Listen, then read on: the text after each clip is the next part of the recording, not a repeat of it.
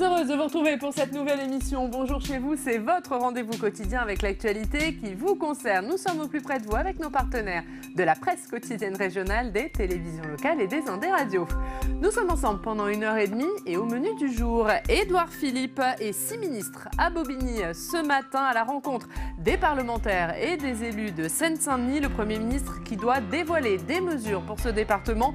On en parle avec l'un de ces parlementaires, le sénateur socialiste de Seine-Saint-Denis, Gilbert Roger, il est avec nous. Dans une demi-heure, l'invité politique, c'est Agnès Buzyn, la ministre des Solidarités et de la Santé. Interview en partenariat avec la presse quotidienne régionale, représentée ce matin par Julien Lécuyer de La Voix du Nord. Visite surprise d'Emmanuel Macron hier à Rouen pour faire le point sur les conséquences de l'incendie de Lubrizol un mois après. Et vous l'avez vu toute la semaine justement, nous sommes en Seine-Maritime pour voir quelle est la situation après cet incendie. Aujourd'hui, direction Le Havre, visite d'un site Seveso pour comprendre comment sont sécurisées ces usines à risque.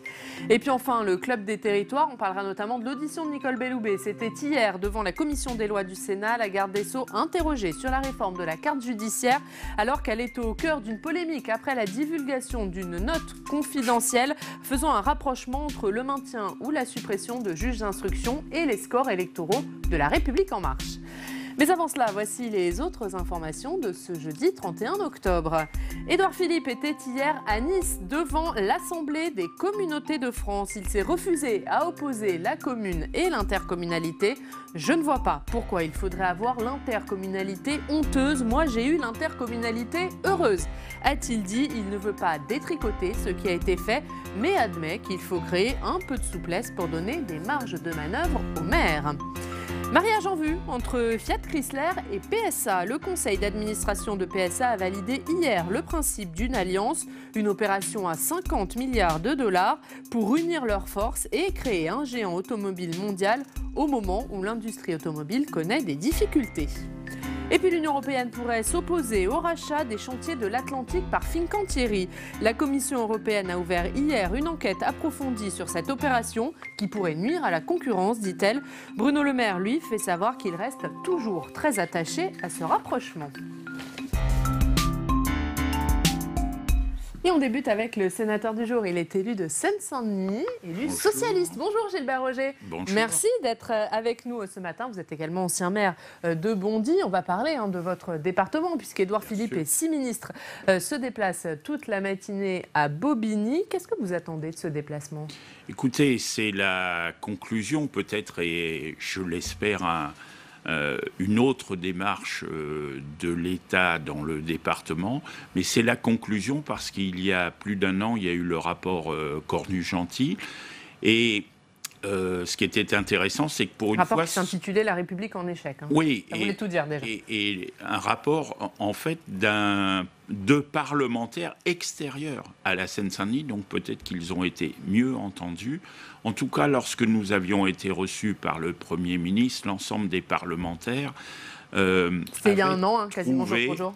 Que le Premier ministre voulait vraiment s'emparer de ce dossier et je trouve intéressant qu'il vienne désormais dire l'ensemble des mesures qu'il compte mettre en œuvre très rapidement. Alors il vous aura fallu attendre un an quand même entre le moment où vous êtes à la matinée. Vous dites que c'est le temps nécessaire ou vous dites qu'il a mis du temps à prendre en compte ce qu'il fallait faire ? Non, c'était le temps nécessaire parce qu'il y a eu des groupes de travail notamment où les élus locaux, les maires, le conseil général, le conseil régional ont été associés et ça a permis d'affiner thème par thème. Je rappelle, c'était police, justice, éducation nationale et santé, tous ces thèmes et de bien voir là où la République manque à ses devoirs pour les responsabilités de l'État. Pas celle des communes, celle de l'État. Alors justement, il doit annoncer une série de mesures ce matin, plus d'une vingtaine. Qu'est-ce que vous attendez, vous, comme mesure ? Quelle doit être la priorité pour vous ? La priorité pour moi, c'est d'essayer dans les 4 domaines, parce que nous sommes très en retard. Quand on constate qu'un enfant de Seine-Saint-Denis, au cours de sa scolarité, va avoir 1 an de moins d'éducation que dans les autres départements, c'est énorme. Il faut donc rattraper ça, par Alors, exemple. puisque vous parlez de cette question de l'éducation, je voudrais qu'on regarde ensemble un extrait d'un documentaire de Public Sénat qui s'appelait 93, mon département va craquer. Oui. Et justement, Cécile Sixou et Samia Dechir avaient suivi des parlementaires de votre département, mais également des acteurs du monde de la justice et de l'éducation. Et puisque vous parlez d'éducation, on va voir votre collègue sénateur Philippe Dallier. Il était à Villepinte avec un représentant de parents d'élèves. Regardez. J'avais le bulletin d'une classe de 4e avec les disciplines. Donc enseignement de techno, il n'y a pas de notes. Enseignement éducation musicale, il n'y a pas de notes. Et ça va rester sur le bulletin scolaire des gamins parce que c'est dans leur dossier scolaire, quoi. Et là, ils vont traîner ça pendant toute la scolarité, d'accord. Et le problème est le suivant, c'est que là, la classe que je vous montre, par exemple, c'est une des meilleures classes de Courbet. D'accord ? Donc ça veut dire que même si nos gamins ils travaillent, même quand on a des bonnes classes, ils sont pénalisés parce qu'effectivement pendant un trimestre ils n'ont pas eu d'enseignement, quoi. Et c'est là quelle est la discrimination. Sur le papier, on a les enseignants. Dans la réalité, les heures ne sont pas dispensées. Et on est dans un département où les gamins ont vraiment besoin que la scolarité soit absolument suivie. Et ça ne peut pas être le cas. Je pense qu'il nous faudrait ici un vivier de professeurs qui servent effectivement, en cas d'urgence, à remplacer ceux qui ne sont pas disponibles. Et aujourd'hui, ça n'existe pas. Et c'est très pénalisant pour les gamins. Voilà, on voit. Hein. Est-ce que pour vous, les élèves de Seine-Saint-Denis sont clairement pénalisés par rapport aux autres élèves du reste de la France ? Vous n'accepteriez pas, en venant habiter vous-même, si vous avez des enfants, de savoir qu'ils vont avoir 1 an de moins d'éducation. Enfin, quand on va se retrouver au moment où on va entrer dans la vie professionnelle, il manquera cette année d'éducation. Ça, vous dites, c'est particulier à la Seine-Saint-Denis, ça ne se voit pas ailleurs comme ça ? Voilà, c'est particulier. Alors, on peut toujours penser que dans d'autres départements, il manque des profs, il manque des écoles. Mais, même si ça manque, nous, il y a cette année qui n'est pas là. Il y a le fait que... Donc, qu'est-ce qu'il doit annoncer comme mesure en matière d'éducation ce matin, Édouard Philippe ? Pour vous, quelle est la bonne mesure, la mesure prioritaire ? La bonne mesure, moi, je verrais déjà, pour moi, de solidifier la fonction de directeur, directrice d'une école élémentaire ou maternelle. Et nous avons un gros problème, mais qui est important au niveau du collège. Il faut pouvoir stabiliser les équipes enseignantes. 1 enseignant sur 2 part au bout de 2 ans. Ça n'est pas possible. Il faut que les équipes puissent être fiables, être là de façon longue pour pouvoir prendre la mesure du travail des enfants et de leur éducation. Est-ce qu'il faut aussi des mesures en matière de sécurité, de police ? Dans votre ville de Bondy, je crois qu'il y a moins d'un policier pour 400 habitants. Oui, mais on le dit de tout temps. Bien évidemment, il y a plus de policiers. Alors souvent, je l'ai dit comme ça, mais malheureusement, c'est vrai. Il y a plus de policiers dans Paris intramuros qu'il n'y en a en Seine-Saint-Denis ou à Bondy en particulier. Donc, quand on voit que le rapport, c'est presque 1 policier sur 2, il faut pouvoir travailler ça. Il faut regarder l'état des commissariats. Ils vont rénover enfin Aulnay et Épinay dans le plan qui va être annoncé, très bien. Mais Bondy, Pavillon-sous-Bois, avec Philippe Dallier, on connaît bien. C'est un petit truc miséreux pour presque 80 000 habitants. Un mot pour finir peut-être sur une note un petit peu plus positive. Il y a un comité interministériel des Jeux Olympiques qui se tiendra lundi. Est-ce que vous espérez que ces Jeux Olympiques seront créateurs d'emplois pour la Seine-Saint-Denis ? Oui, au moment où vient de sortir le dernier volume d'Astérix, je dirais des pains et des jeux, Jules César, il a essayé d'occuper la populace de l'époque. Faisons attention à ce que ce ne soit pas du pain et des jeux et au revoir la Seine-Saint-Denis. Et moi, je suis très inquiet parce que quand on regarde bien, tous les endroits où il y a eu des Jeux Olympiques, on se retrouve avec d'énormes déficits, et pourtant je suis sportif de métier, d'énormes déficits et peu d'actions locales. Il faut inverser cela. Je ne suis pas très sûr. Vous n'êtes pas encore très optimiste. Ouais, je ne suis pas optimiste. Eh bien, on verra ça. Demain, on est le 1er novembre. Gilbert Roger, qui dit 1er novembre, dit pas mal de changements. On va voir lesquels avec Fanny Conquis à l'arrêt.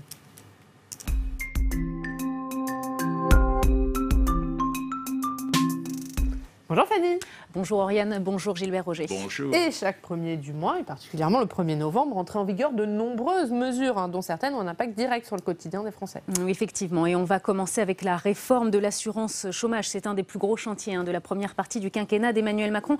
On va voir ce qui change donc ce 1er novembre. Regardez, les travailleurs indépendants pourront bénéficier de l'assurance chômage, une allocation forfaitaire de 800 € par mois pendant 6 mois en cas de liquidation judiciaire. Deuxième mesure, les salariés disposant de 5 ans d'ancienneté dans leur entreprise et qui démissionnent pourront bénéficier de l'assurance chômage s'ils ont un projet professionnel derrière. Puis on passe du côté des mauvaises nouvelles. Les règles pour accéder à l'assurance chômage seront plus difficiles. Désormais, pour accéder au chômage, il faudra avoir travaillé au moins 6 mois sur les 24 derniers mois au lieu de 4 mois sur 28. Et puis aussi, autre changement et règle qui se durcit, le seuil pour permettre de recharger ses droits sera plus dur. Pour recharger ses droits, il faudra avoir travaillé 6 mois au lieu d'1 mois actuellement. Enfin, dernière mesure pour les salaires supérieurs à 4 500 €, les cadres, eh bien, les indemnités seront dégressives à partir du 7e mois. Leur indemnisation sera réduite de 30%. Écoutez à ce sujet Muriel Pénicaud, la ministre du Travail. Elle était au Sénat en juillet dernier. Les salariés qui avaient un revenu supérieur à 4 500 € brut par mois verront leur indemnisation baisser de 30% au bout de 7 mois d'indemnisation s'ils sont toujours à l'assurance chômage, avec un plancher de 2 261 € net. Là aussi, on reste avec le système le plus protecteur d'Europe, car on a le niveau le plus élevé de prise en charge pour les personnes qualifiées. Alors, autre changement en ce 1er novembre, l'allocation adulte handicapé. Son montant augmente de 40 €. Il passe de 860 € à 900 € pour une personne seule sans ressources. Une bonne nouvelle en demi-teinte, puisque pour les couples, le plafond de ressources maximales, lui, va diminuer. On passe aux pensions de retraite complémentaires. Eh bien, le montant de ces pensions de retraite complémentaires des salariés du secteur privé, Agirc, Arco, seront revalorisés de 1%. C'est l'équivalent de l'inflation. Et puis, dernier changement, en ce 1er novembre, le prix du tabac va augmenter. Le paquet de cigarettes coûtera 50 centimes de plus. C'est la 9e hausse du prix du tabac, Oriane, depuis le début du quinquennat d'Emmanuel Macron. Et voilà, avis aux fumeurs. Merci beaucoup, Fanny. À tout à l'heure pour votre revue de presse. Gilbert Roger, on va peut-être revenir sur cette réforme de l'assurance chômage. Les premières mesures entrent donc en vigueur demain, comme nous l'a rappelé Fanny. Comment vous la qualifiez, vous, cette réforme de l'assurance chômage? Vous savez que le 1er novembre, souvent, on va porter des chrysanthèmes au cimetière.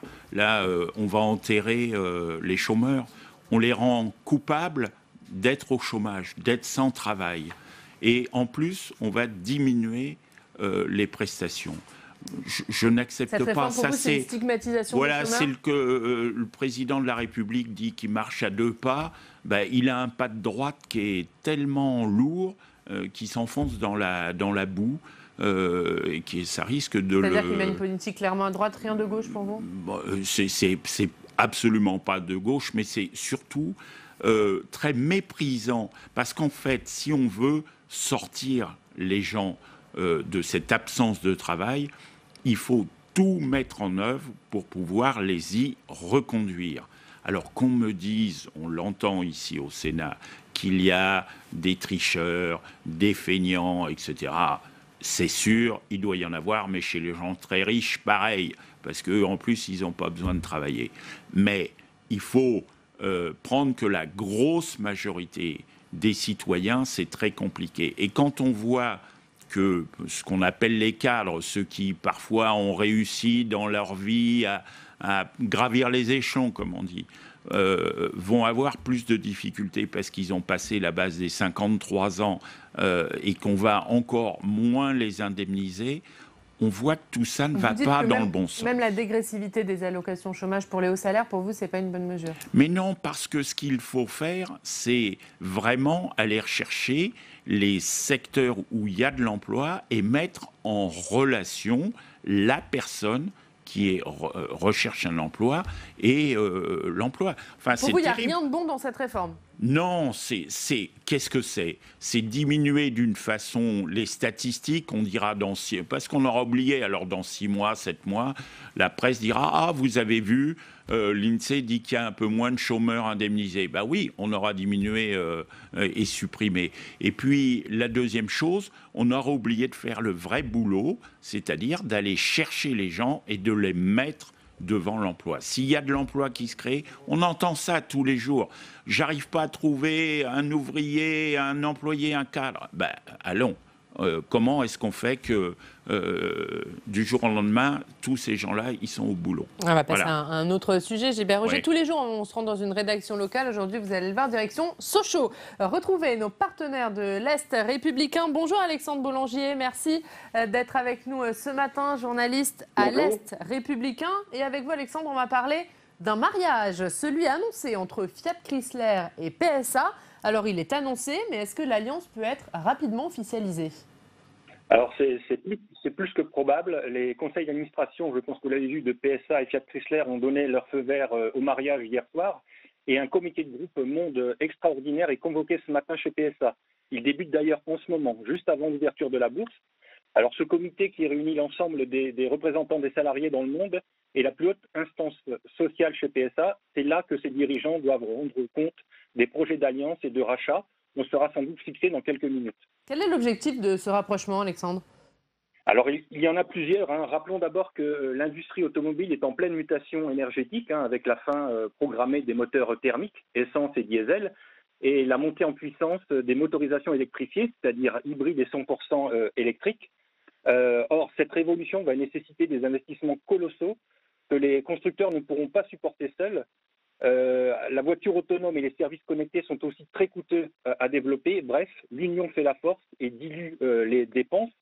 Mais ce mariage, c'est aussi une complémentarité géographique. Pour PSA, c'est le moyen de s'implanter en Amérique du Nord et en Amérique du Sud, où Fiat Chrysler possède d'importantes parts de marché. Et de son côté, Fiat Chrysler est à la recherche d'un partenaire en Europe et surtout en Chine, où PSA est mieux implanté, même si aujourd'hui ses ventes sont loin d'être à la hauteur de ses espérances. Enfin, l'alliance permettra de réaliser des économies d'échelle avec, par exemple, une centrale d'achat commune. Alors, Sochaux, vous vous trouvez, Alexandre, c'est le berceau historique, bien sûr, de PSA. Comment les salariés ils ont réagi à cette annonce? Alors, vous savez, ce qui préoccupe d'abord et avant tout les salariés, c'est l'emploi. À l'usine de Sochaux, qui est donc, comme vous le disiez, le berceau de la marque Peugeot, les effectifs en CDI ont fondu depuis l'arrivée de Carlos Tavares aux commandes du groupe PSA. Ils sont passés d'environ 11 000 en 2014 à moins de 8 000 aujourd'hui. En fait, les salariés sont partagés. Il y a ceux qui pensent que ce mariage offrira l'opportunité de fabriquer des modèles d'autres marques, pourquoi pas de Fiat. On peut rappeler qu'aujourd'hui, à Sochaux, on assemble des Peugeot, la 308, le 3008 et le 5008, mais aussi une Opel, le Grandland X. Et puis, il y a ceux qui craignent une nouvelle hémorragie des effectifs. Ils se disent que dans toute fusion, 1 plus 1, ça n'a jamais fait 2. Et il faut rappeler que PSA plus Fiat Chrysler, ce sont près de 410 000 salariés dans le monde et 8,7 millions de véhicules, ce qui ferait de ce nouvel ensemble le 4e constructeur mondial. Alors, selon la CFE-CGC que j'ai jointe hier, la direction aurait assuré qu'il n'y aurait pas de fermeture d'usine en France, mais ça ne signifie pas que les effectifs ne vont pas encore baisser.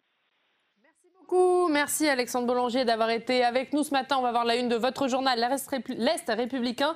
Fiat Chrysler et PSA parlent mariage. Merci Alexandre. On a entendu Gilbert Roger, Alexandre Boulanger nous dire que les salariés sont partagés. Normalement, un mariage, c'est une bonne nouvelle.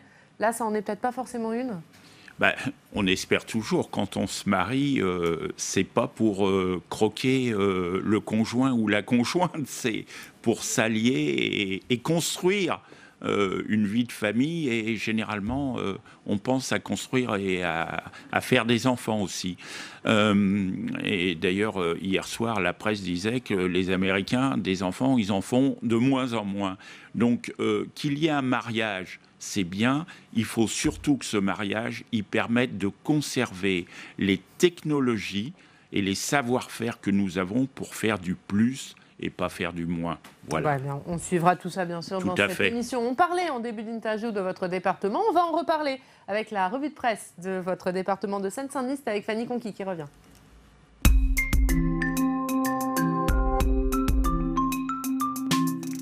Et Fanny, on commence avec Le Parisien. Oui, Le Parisien qui parle évidemment de ce plan pour la Seine-Saint-Denis, votre département. Un plan qui doit être dévoilé ce jeudi par Édouard Philippe, qui est attendu à Bobigny. Un plan qui prévoit notamment une prime pour les fonctionnaires qui travaillent en Seine-Saint-Denis, mais aussi des moyens, des effectifs pour la police, pour la gendarmerie, pour la justice, pour les hôpitaux. Un plan qui est très attendu par les élus du département.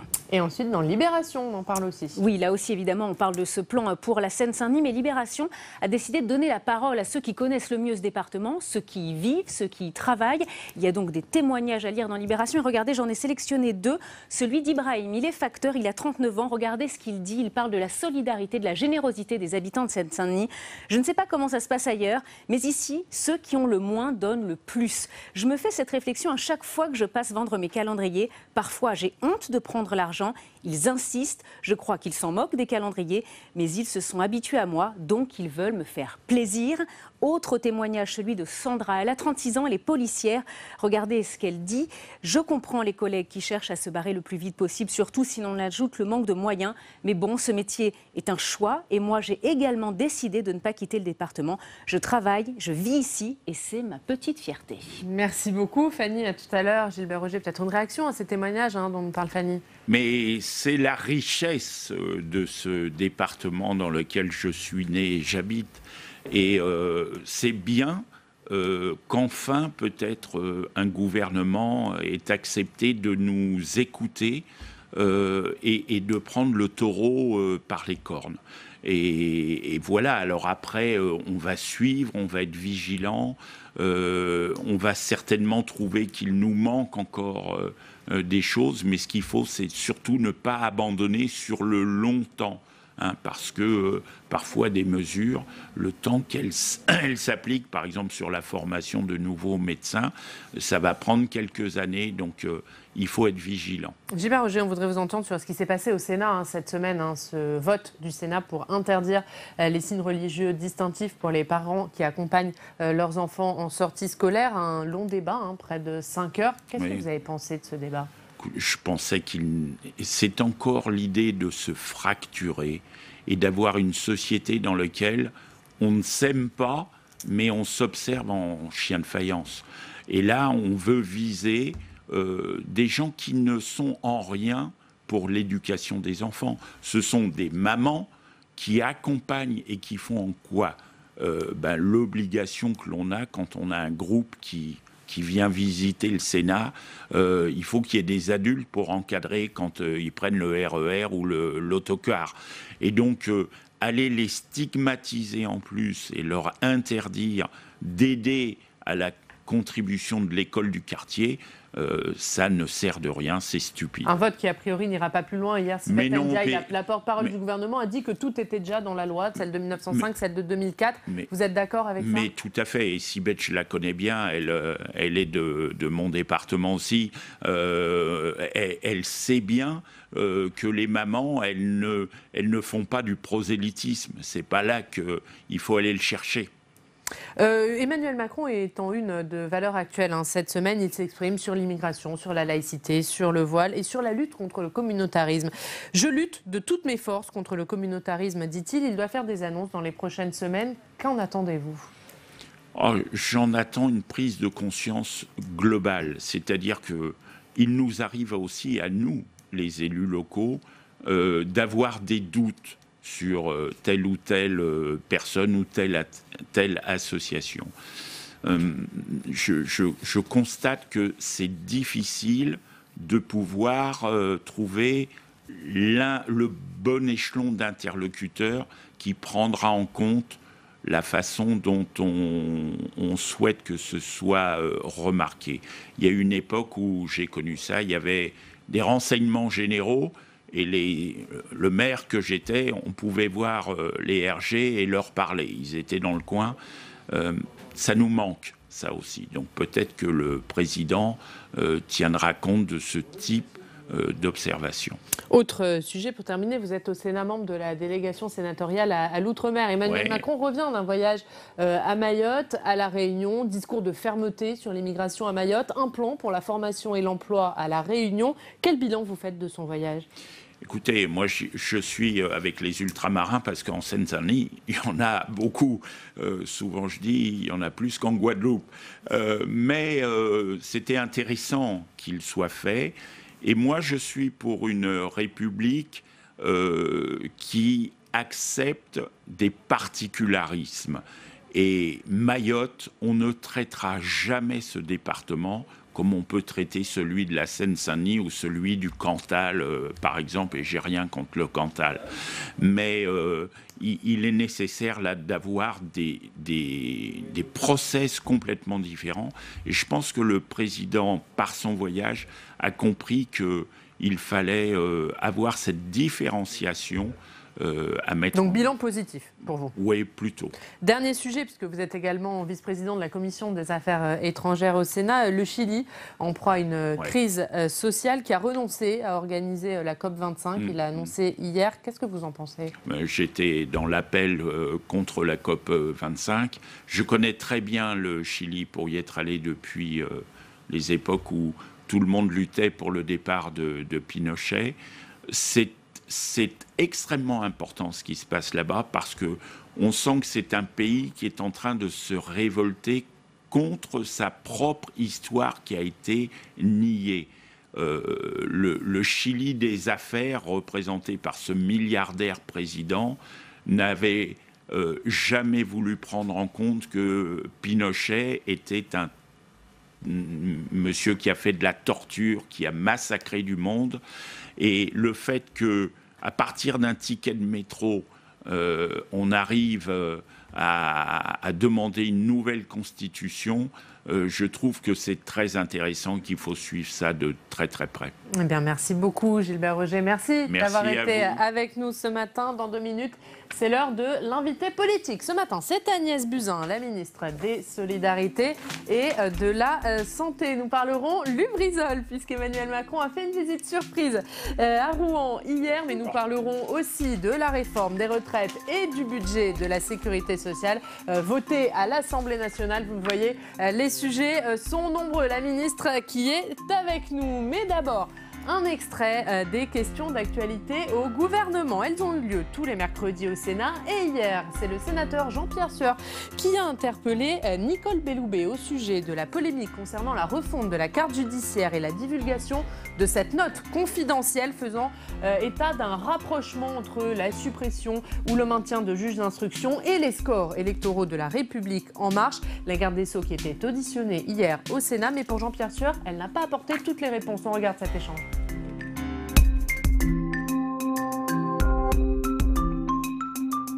Nous avons appris l'existence d'un document issu de votre cabinet qui met scandaleusement en cause la neutralité du service public dont vous avez la charge. Madame le garde des Sceaux, étiez-vous au courant de l'existence de ce document?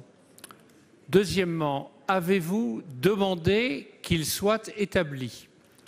Troisièmement, puisqu'il a été communiqué au cabinet du Premier ministre, avez-vous reçu instruction du Premier ministre de faire établir ce document? Quatrièmement, avez-vous diligenté une enquête pour savoir dans quelles conditions ce document a été établi et qui l'a établi? Cinquièmement, quelles sanctions prévoyez-vous de mettre en œuvre à l'égard de ceux qui sont responsables de cette atteinte intolérable à la neutralité de votre service public? Ma boussole, c'est l'intérêt du justiciable et c'est l'intérêt général. Je le dis très clairement, et d'ailleurs dans l'ensemble des décisions qui sont prises pour faire évoluer les juridictions, qu'il s'agisse de la fusion entre tribunal de grande instance et tribunal d'instance, qui au 1er janvier prochain va donner naissance au tribunal judiciaire, qu'il s'agisse de l'éventuelle répartition des contentieux spécialisés entre juridictions, tout cela repose sur une procédure qui a été clairement établie dans la loi de réforme de la justice qui a été votée par le Parlement le 23 mars dernier, et tout cela repose sur des critères objectifs qui sont très clairs et qui sont très transparents. Tout cela repose également sur une analyse contextuelle et donc politique d'une situation, politique au sens, et je le revendique, de la prise en compte de critères socio-économiques, de la prise en compte de critères démographiques, de la prise en compte de critères géographiques. C'est cela qui forme la police, c'est-à-dire la vie de la cité. Tout ce qui est clairement, tout ce qui est partisan, c'est un point que je réfute totalement et je dis clairement devant vous qu'aucun élément partisan ne préside à l'élaboration des décisions publiques.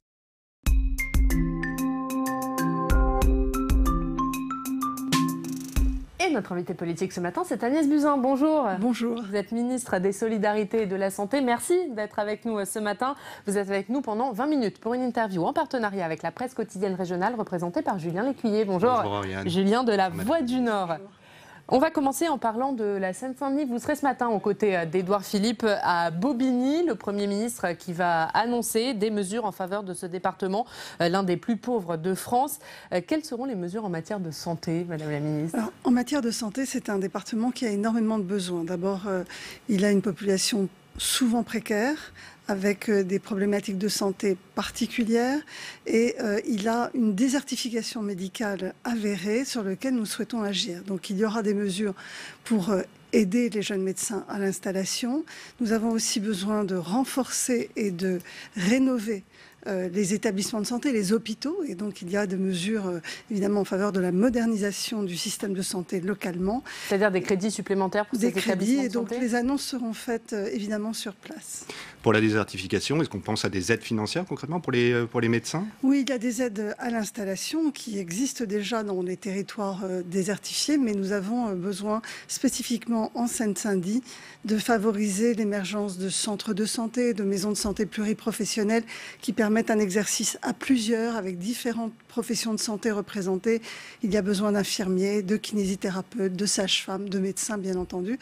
Et tout cela revitalise en fait un réseau de santé dans un territoire. Donc il y aura des mesures de santé vraiment spécifiques à ce département. Absolument. Donc bien, on suivra tout ça tout à l'heure. Emmanuel Macron qui s'affiche cette semaine en une de Valeurs Actuelles. Un long entretien sur l'immigration, sur le voile, sur la lutte contre le communautarisme. Est-ce que dans le contexte actuel, vous trouvez ça opportun de donner un entretien à Valeurs Actuelles?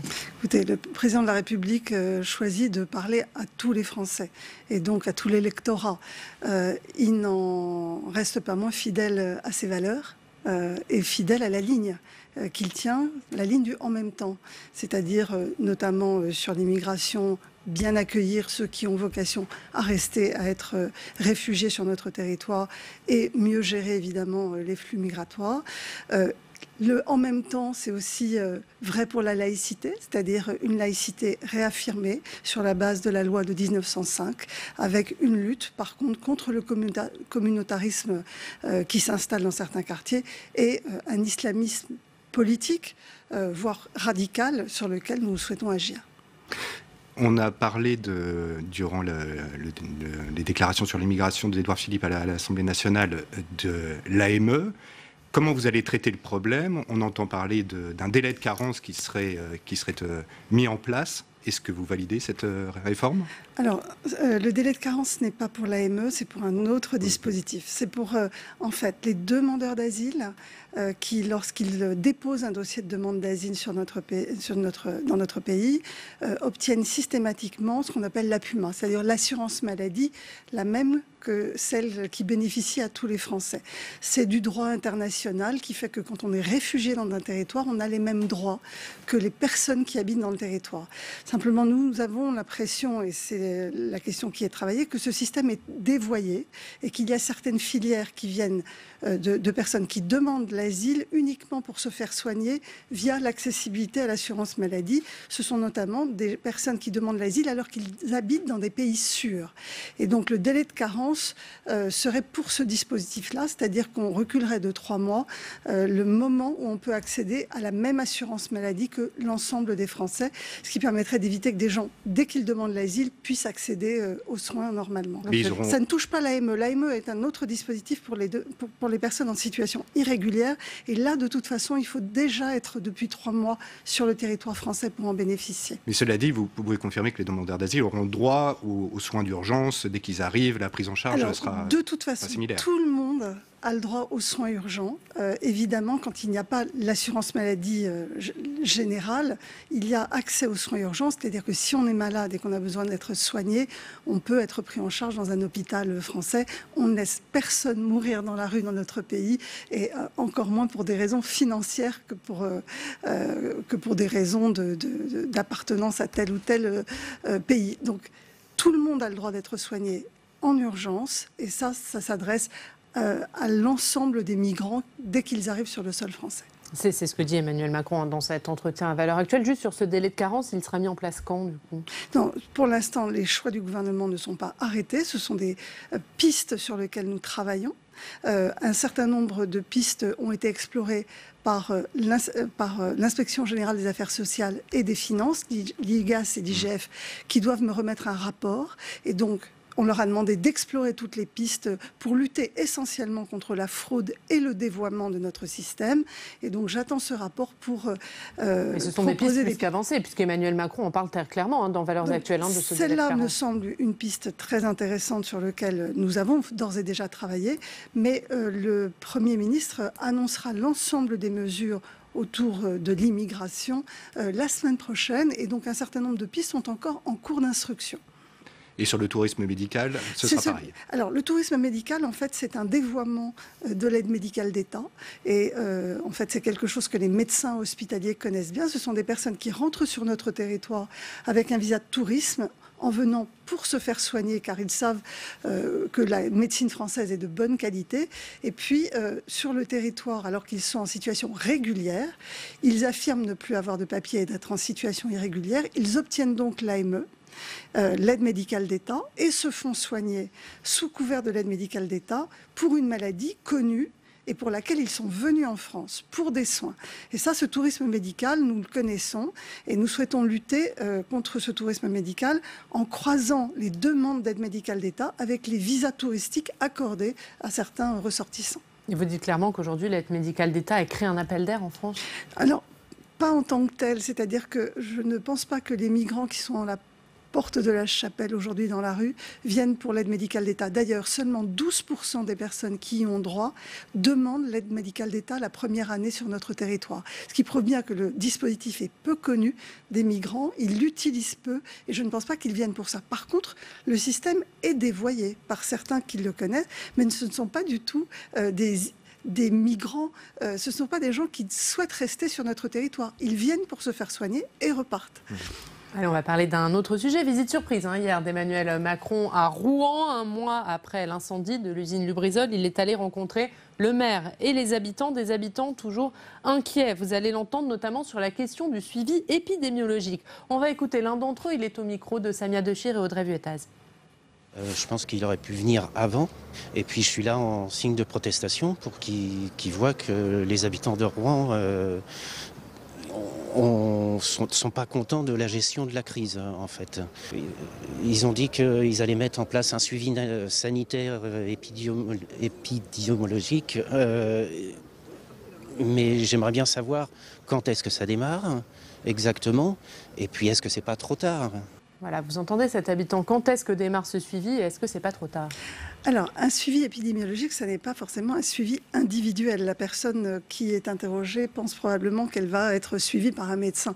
En réalité, ce que nous avons fait, c'est que d'abord, nous poursuivons une campagne de prélèvement, notamment dans les sols profonds, dans les plantes. Et donc, cette campagne de prélèvement se poursuit parce que nous n'avons pas trouvé de polluants toxiques dans les suies, notamment, et dans l'eau ou dans l'air. Mais nous voulons être absolument certains que des constituants n'ont pas pu se produire ensuite. Donc, nous faisons des prélèvements de sol et l'ensemble des prélèvements est analysé par nos agences de santé publique, que ce soit l'ANSES, l'INERIS et Santé publique France, 3 grosses agences qui travaillent sur les résultats et qui, en fonction de ce qui aura été trouvé dans les prélèvements, proposera un suivi de la population générale, c'est-à-dire un suivi, mais pas individuel, sauf exception si on trouve un toxique quelque part. Donc aujourd'hui, ils ne nous ont pas encore rendu cet avis sur faut-il mettre en place une surveillance spécifique pour la population rouennaise. Ça dépendra des résultats de tous les prélèvements faits, y compris ceux qui sont faits maintenant sur les sols, dans les sols. Et puis, il y aura un suivi sur plusieurs années, mais qui n'est pas un suivi de chaque habitant, parce qu'en réalité, pour l'instant, nous n'avons pas trouvé de toxiques auxquels aurait été confrontée la population rouennaise. Est-ce que vous êtes en mesure, à l'heure actuelle, de rassurer les habitants ? Alors, sur tout ce que je connais, oui. C'est-à-dire les prélèvements de suite, tout ce qui était noir sur le sol a été analysé et il n'y a pas d'hydrocarbures, il n'y a pas d'amiante, il n'y a pas de dioxine sur ces prélèvements. En tous les cas, pas au-delà des seuils autorisés dans l'environnement. Et dans les prélèvements d'air, nous avons les mêmes résultats très rassurants. Donc, sur tout ce que nous connaissons, nous sommes tranquilles. Nous avons des niveaux d'alerte qui sont redescendus et donc nous poursuivons une campagne de prélèvement dans les sols profonds pour être certain que rien ne s'est passé. Et puis, en fonction des résultats, les agences nous diront s'il faut suivre ou pas la population rouennaise. Encore aujourd'hui, on ne sait pas tout. Il peut y avoir des résultats qui sont négatifs. On commence à avoir énormément de voyants au vert. Donc, on peut d'ores et déjà énormément rassurer la population rouennaise qui n'a pas été exposée de façon importante à des toxiques, même si elle a été exposée évidemment à la fumée. Mais la fumée en elle-même ne contenait pas de choses inquiétantes pour la santé. Donc, nous pouvons à ce stade bien rassurer la population, mais nous poursuivons pour terminer, pour être totalement tranquille, des prélèvements dans les sols d'ici la fin de l'année. Vous avez prévu, vous, de retourner à Rouen ou c'est pas encore prévu? Oui, il y a un comité de suivi, vous savez, avec tous les élus, tous les représentants, les organisations non gouvernementales, les associations, les maires, et donc qui se tient tous les 15 jours, toutes les 3 semaines. Et il y aura à chaque fois un ministre présent ou ses représentants. En ce qui me concerne, ce sont les directeurs des agences sanitaires qui font le travail sur le terrain, qui peuvent me représenter. Comme le président, vous dites aucune défaillance de l'État ou peut-être tout simplement des maladresses dans la communication? Alors certainement des difficultés dans la communication. Je pense qu'il n'y a pas eu de défaillance dans la gestion immédiate de la crise. Je pense que l'incendie aurait pu être bien pire. Il aurait pu y avoir des explosions, par exemple. Et donc, ça a été bien maîtrisé. La population a été confinée, elle a été mise sous abri. On lui a demandé de ne pas sortir, ce qui a permis d'éviter qu'elle soit éventuellement confrontée à des produits toxiques. À la fin, nous savons qu'il n'y a pas eu de produits toxiques dans les fumées, mais les précautions ont été prises, c'était des bonnes précautions. Nous avons proposé de nettoyer l'essuie avec des gants. Donc tout ça a permis de très bien protéger la population et à la fin, on se rend compte de toute façon que les prélèvements sont rassurants, même dans l'essuie, mais nous avons pris un maximum de précautions. Après, la population a eu ces informations trop tardivement. Parce que quand on est l'État, on parle aux maires, ou on parle parfois à nos intermédiaires qui peuvent être les représentants des professions de santé, mais on s'aperçoit que les intermédiaires que nous avons parfois diffusent tardivement les informations ou ne les diffusent pas forcément avec les bons mots ou ils n'ont pas les documents qu'il faut pour bien diffuser l'information à la population générale. Et ça, c'est vraiment un retour d'expérience que nous devons faire. C'est comment toucher chaque Rouennais, chaque individu dans sa maison. Et ça, l'État ne sait pas le faire. En fait, Vous dites qu'il aurait fallu s'adresser directement à la population. Oui. Il y a eu des erreurs de communication, finalement, même en croyant bien faire, en s'adressant aux élus, c'était pas le bon... On le fait via les médias. C'est-à-dire qu'on a l'impression que quand on parle à la presse, quelque part, c'est un moyen de toucher toute la population. Mais en réalité, on voit bien que quand il y a une inquiétude pour sa santé, même quand on met en place un numéro vert d'appel qui a été pas mal utilisé, eh bien... les personnes ont l'impression de ne pas savoir et qu'on ne s'adresse pas à elles-mêmes. Est-ce que ça ne va pas au-delà de ça? C'est-à-dire le problème n'est pas que la parole de l'État elle-même est décrédibilisée? Aussi, bien sûr, la parole des pouvoirs publics est par définition questionnée, remise en cause par une grande partie de la population. Pour autant, au-delà de la parole politique, qui est souvent mal perçue par la population, il y a derrière la parole des responsables d'agences sanitaires. Ce sont des personnes qui sont des experts du domaine, qui font travailler des énormes équipes avec des médecins, avec des vétérinaires, avec des scientifiques. Et on ne peut pas imaginer que l'ensemble de la parole de centaines d'experts qui travaillent sur ces sujets puisse être mise en doute. Donc nous avons à nous interroger sur qui doit parler dans ces moments-là. Est-ce que c'est la parole politique qui, par définition, est mal perçue, ou est-ce qu'on doit laisser les experts en fait s'exprimer parce qu'ils sont entre guillemets plus crédibles que malheureusement les ministres, voire le Premier ministre ou le Président de la République. Allez, autre sujet, l'Assemblée nationale qui a adopté cette semaine le budget de financement de la sécurité sociale, un budget qui n'est pas à la hauteur de la crise des hôpitaux. C'est ce que dit l'opposition. Qu'est-ce que vous leur répondez ? L'hôpital, c'est mon inquiétude depuis mon arrivée dans ce ministère. Je sais que l'hôpital a vécu 20 ans de paupérisation. J'ai l'année dernière réussi à avoir pour la première fois depuis 10 ans des budgets en hausse pour l'hôpital. D'abord un dégel complet des budgets mis en réserve en début d'année, une campagne tarifaire en hausse, la première depuis 10 ans, et je me suis engagée à ce que la campagne tarifaire de cette année soit au moins aussi bonne, mais il y a clairement une crise de l'investissement dans le quotidien des soignants. Il y a aussi des problématiques de rémunération, notamment pour les professionnels paramédicaux, mais aussi pour les professionnels médicaux en début de carrière. Donc il y a un problème d'attractivité. Et puis il y a un problème de vision. Qu'est-ce qu'on veut pour l'hôpital public ? Et là, je veux rassurer les hospitaliers. Si j'ai accepté ce poste au ministère, c'est parce que je viens de l'hôpital public et que j'ai vu la dégradation des conditions de travail depuis des années et que je me suis attelée dès le premier jour, à repenser notre système de santé pour que l'hôpital ne soit pas le réceptacle des dysfonctionnements. Donc je m'engage avec eux pour une évolution très favorable de leurs conditions de travail. Je suis en train évidemment d'y travailler aujourd'hui. Nous avons d'ores et déjà identifié ce qui ne marchait pas autour des urgences et qui expliquait la crise des urgences. Nous avons débloqué 750 millions d'euros cet été pour la crise des urgences, pour recruter du personnel, pour réouvrir des lits, pour organiser différemment les soins urgents. Mais nous allons continuer pour rendre plus attractif l'hôpital public. Mon objectif, c'est un hôpital public qui occupe la place qu'il doit occuper dans notre système de santé. Il est aimé des Français. Les Français comptent sur l'hôpital public et l'hôpital public peut compter sur moi. Madame la ministre, pour prendre un exemple parmi d'autres de cet état des hôpitaux, on a un exemple qui nous tient à cœur à la Voie du Nord, qui est la fermeture de la maternité de Tourcoing. Un exemple flagrant, deux médecins gynécologues sont partis parce qu'à bout de nerfs, si je puis dire. Est-ce qu'on peut promettre de la même manière que pour ces mamans de Tourcoing qu'elles vont retrouver leur maternité, et est-ce que les hôpitaux vont retrouver des effectifs supplémentaires ? Alors oui, le problème n'est pas, aujourd'hui, le problème n'est pas de financer ces postes. Ces postes sont financés, ils sont ouverts. Le problème que nous avons partout en France, mais c'est particulièrement prégnant dans le Nord, mais c'est partout en France, c'est que nous avons une démographie médicale qui n'a pas été pensée. C'est-à-dire que nous avons un nombre de médecins aujourd'hui qui ne correspond plus aux besoins de santé de la population. Ce sont en fait des besoins qui n'ont pas été anticipés il y a 20 ou 30 ans au moment où on devait former tous ces médecins. Et aujourd'hui, partout en France, il y a des services qui ferment. Non pas parce que l'État décide de les fermer. La preuve, Tourcoing, nous avons besoin de cette maternité. C'est un bassin de vie de 300 000 personnes. Il est 1500 naissances par an. 1500 naissances par an. C'est un bassin de vie extrêmement dynamique. Et donc, évidemment, il faut que cette maternité ouvre. Maintenant, nous devons trouver les professionnels pour la faire tourner.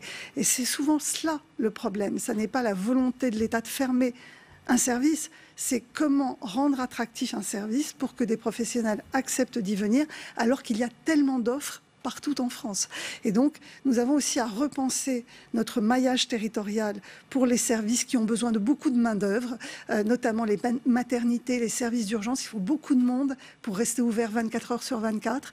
Et donc, nous avons aussi à repenser nos organisations pour faire monter en compétences et donc en utilité un certain nombre de professions très très utiles comme les infirmiers et les sages-femmes qui peuvent faire bien plus, qui ont les compétences pour faire plus et qui peuvent décharger les médecins d'un certain nombre d'actes. Tout ça est en train d'être organisé grâce à la loi santé, mais évidemment ça prend du temps et il y a des moments de très grande tension comme à Tourcoing. Nous travaillons à la réouverture de cette maternité, bien entendu. Puisque vous parlez des urgences, Emmanuel Macron en début de semaine a dit oui, il faut remettre des moyens sur les urgences. Est-ce que vous avez des pistes? Quels seront ces moyens? En réalité, je pense que le président veut dire qu'il faut remettre des moyens sur l'hôpital en général. Les urgences ont déjà bénéficié d'un crédit que j'ai affiché de 250 millions par an pendant 3 ans. Le problème n'est pas tant l'argent aujourd'hui que de recruter les personnes au bon endroit pour faire tourner les services et d'organiser ce qu'on a appelé le SAS, le service d'accès aux soins, qui va permettre à chaque Français, avant d'aller aux urgences, de téléphoner, d'abord pour savoir s'il a besoin d'aller aux urgences et s'il ne peut pas trouver un médecin qui a un rendez-vous disponible pour le prendre en charge sans forcément passer par les urgences. Nous savons aujourd'hui que beaucoup de passages aux urgences pourraient être évités si les Français trouvaient une médecine de ville qui leur offre à peu près la même qualité de service, c'est-à-dire des examens biologiques, la gratuité des soins. Donc c'est ça que nous organisons en amont des urgences. D'autres pays l'ont fait, le Danemark. Ils ont créé un service d'appel. Plus personne au Danemark n'a le droit d'aller aux urgences, ça sans avoir téléphoné. Alors nous n'irons probablement pas jusque-là, mais le fait que les personnes puissent s'orienter quand ils ont un problème aigu, de la fièvre, mal au ventre, avant de débarquer aux urgences, pourrait soulager nos services d'urgence, parce qu'en réalité, l'offre de soins existe parfois sur le territoire. Madame Buzyn, de nouveaux services vont apparaître au 1er novembre. À partir de demain, les complémentaires santé solidaire. Est-ce que vous pouvez nous expliquer en quoi ça consiste? Oui, la complémentaire santé solidaire, c'est une très belle réforme. Je suis très très fière de la mettre en œuvre. Pour les personnes qui ont des très faibles revenus, nous savons qu'accéder à une complémentaire santé, à une mutuelle, est souvent trop cher et que ces personnes renoncent à une mutuelle. Et cela aboutit souvent à des frais de santé trop importants et ils renoncent aux soins. Donc pour que les gens ne renoncent pas à se soigner pour des raisons financières, nous créons cette complémentaire santé solidaire qui va s'adresser aux 10 millions de Français les plus pauvres, ceux qui aujourd'hui bénéficient de la CMU-C ou de l'aide à la complémentaire santé, qui est une aide financière pour accéder à une complémentaire. C'était un service offert par l'assurance maladie très mal connu des Français. Et donc nous fusionnons ces aides, c'est-à-dire la CMU-C, l'aide à la complémentaire santé dans une complémentaire santé solidaire qui couvrira plus de monde. Jusqu'à présent, la CMU-C et l'aide à la complémentaire santé couvraient 7 millions de personnes. Nous allons maintenant pouvoir couvrir les 10 millions de personnes les plus pauvres. Et pour toutes celles qui auront un revenu individuel inférieur à 746 € par mois, ce sera gratuit. Et jusqu'à 1 000 € par mois, 1 007 € par mois pour une personne seule, eh bien, ce sera au plus cher pour les personnes les plus âgées, jusqu'à 1 € par jour, c'est-à-dire 30 € par mois. Ce sera une complémentaire santé de qualité, très peu chère, très accessible, voire gratuite pour 10 millions de Français, avec un panier de soins qui est le panier de soins de la CMU-C, et donc un très beau panier de soins. Alors cela dit, ça me permet de rebondir sur la CMU, puisqu'une étude du Défenseur des droits a montré que beaucoup de médecins, 1/10 par exemple des chirurgiens dentistes, des gynécologues, refusaient de prendre en rendez-vous ces bénéficiaires. Est-ce qu'il faut taper du poing sur la table pour leur rappeler leurs obligations? J'ai déjà plusieurs fois tapé du poing sur la table. Je trouve ça absolument invraisemblable. J'ai demandé à l'Ordre des médecins de me proposer un plan d'action pour lutter contre ces discriminations. On discrimine les personnes les plus pauvres dans notre société pour accéder à la médecine. La ministre que je suis ne peut pas le tolérer. J'espère que le fait de créer une complémentaire santé solidaire qui couvre 10 millions de Français, c'est-à-dire un Français sur 6, va permettre justement de lutter contre cette discrimination de la CMU-C. Si ça ne marche pas, vous allez sévir encore? Oui, mais c'est vraiment de la déontologie. Donc c'est vraiment à l'Ordre des médecins aujourd'hui d'être extrêmement sévère contre des médecins qui refusent de soigner des gens pour des raisons d'argent. Et ça, c'est vous ne pouvez rien faire? C'est contre la déontologie médicale. Et là, c'est vraiment un problème de déontologie. Il faut que ces médecins... Donc vous dites quoi, éventuellement radier ces médecins qui ne... Je crois qu'il faut que l'Ordre prenne ses responsabilités face à des médecins qui refusent de soigner des gens pour des raisons financières. Ça n'est pas notre système de soins solidaire. Ça n'est pas comme ça que la France a construit son système de santé. Nous ne sommes pas un pays anglo-saxon où l'argent permet d'accéder aux soins. Dans notre pays, tout le monde doit pouvoir accéder à la même qualité de soins et de services. Et donc, c'est vrai que je suis extrêmement en colère contre mes collègues, en fait, des confrères qui osent discriminer sur des raisons financières. Merci beaucoup. Merci Madame la Ministre d'avoir été avec nous ce matin. Merci Julien Lécuyer. On va passer maintenant au Club des territoires. La Mutuelle nationale territoriale, la mutuelle des agents des services publics locaux, vous présente le Club des territoires. NJ, acteur engagé dans la transition zéro carbone des régions, vous présente le Club des territoires.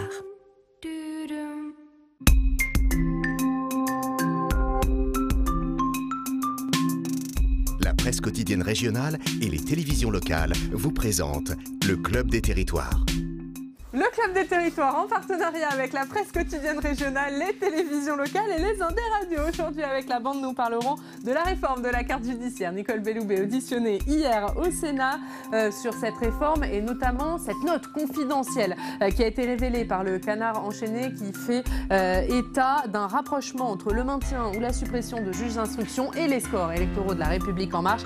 Nicole Belloubet a dû répondre aux questions des sénateurs. On va en parler, puis on va parler bien sûr de la visite d'Emmanuel Macron, visite surprise hier soir à Rouen, un mois après l'incendie de l'usine Lubrizol. Et justement, vous l'avez vu, c'est le thème de notre feuilleton. Cette semaine, nous sommes en Seine-Maritime. Pour ce dernier épisode, Samia Dechir et Audrey Vuettaz sont allés au Havre visiter un site Seveso, seuil haut, pour comprendre comment sont sécurisées ces usines à risque. On regarde le reportage. Jérôme,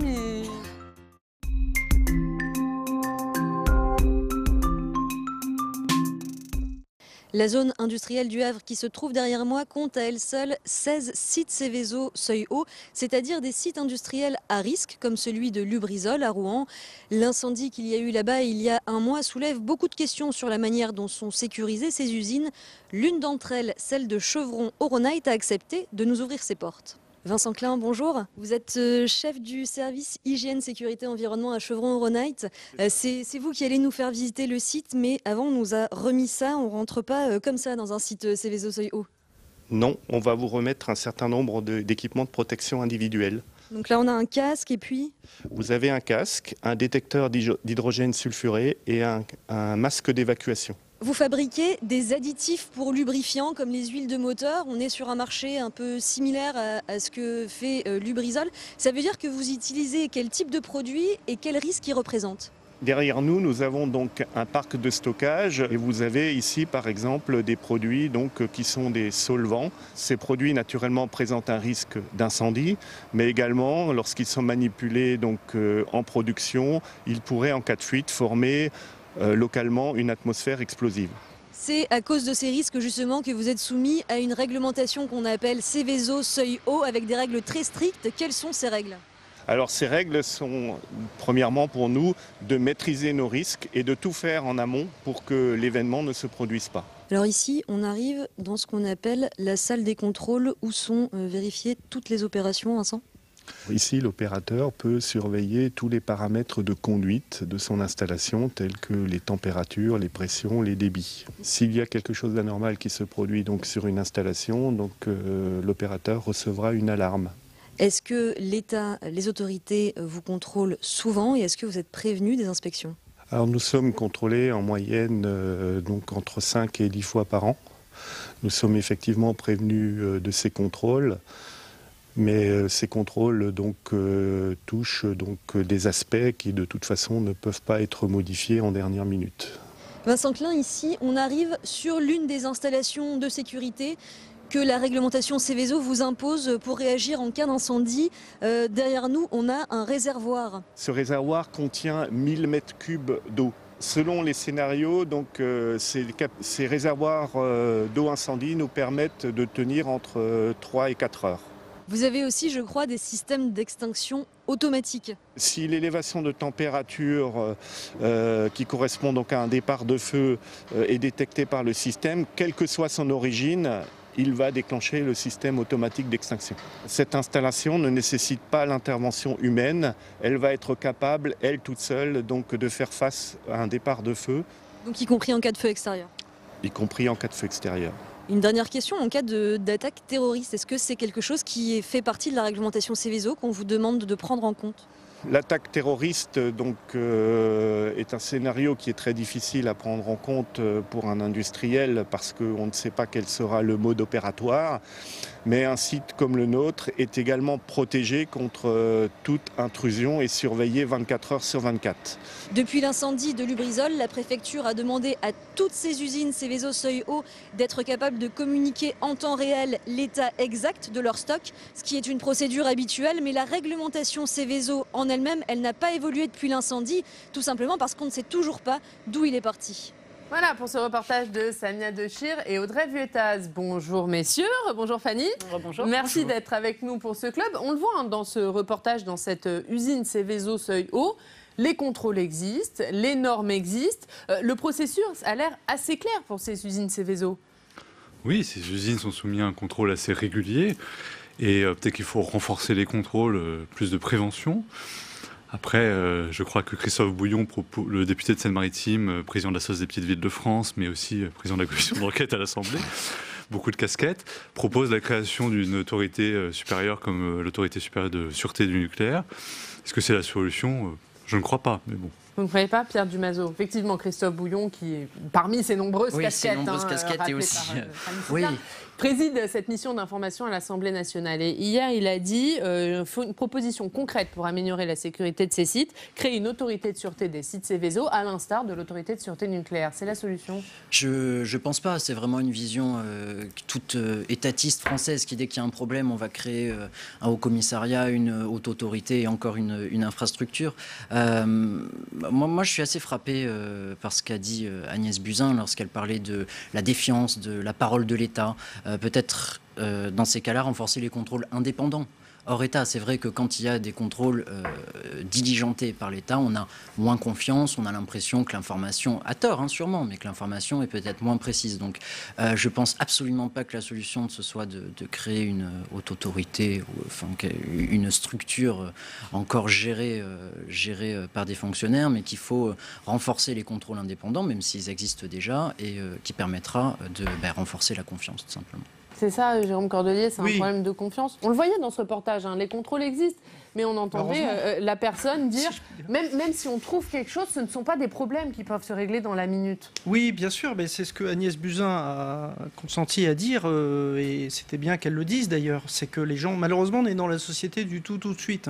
Donc il faut que tout de suite il y ait une réaction, ce qui est normal, puisqu'il y a une émotion collective très forte, et donc il faut qu'il y ait une réaction. Mais vous savez, c'est la jurisprudence Clémenceau, sans remonter jusqu'au fin fond de l'histoire. Mais dès qu'il y a un problème, on crée une commission, et comme ça on enterre le problème. Donc c'est un peu avec on veut des hautes autorités surtout, et je suis pas sûr que ça, parce que qui dit haute autorité après dit encore une fois dilution des responsabilités. Donc je suis tout à fait d'accord pour une autorité indépendante. Mais c'est vrai que là on a l'histoire de Rouen, c'est quand même une petite fable politique, si on peut dire. C'est-à-dire là, on voit tous les acteurs et le décalage qu'il peut y avoir entre le terrain, le sommet de l'État et la réalité telle qu'elle est perçue. Il y avait une image qui est passée hier, je ne sais pas si vous l'avez diffusée, mais de Emmanuel Macron qui arrive et quelqu'un lui dit « mais vous auriez dû venir plus tôt » et tout. Mais c'est quoi cet appel à l'État nounou? C'est-à-dire en quoi le fait que Emmanuel Macron aille sur place, ça va arranger tous les problèmes par un coup de baguette magique? Eh bien, vous me faites ma transition, Jérôme Cordelier. On va parler de cette visite surprise d'Emmanuel Macron. Voilà, il faut aussi que les citoyens sortent un peu de l'infantilisation qu'ils ont. Alors c'est vrai qu'il faut être assuré, mais c'est pas parce que Emmanuel Macron va arriver que les problèmes vont tout de suite être réglés. On va en parler, on va prendre la direction de Rouen, retrouver nos partenaires de Paris-Normandie. Bonjour Thierry Rabier, merci d'être avec nous ce matin, rédacteur en chef de Paris-Normandie. Donc Emmanuel Macron qui a fait une visite surprise hier soir chez vous. Vous avez suivi cette visite. Comment ça s'est passé pour Emmanuel Macron ?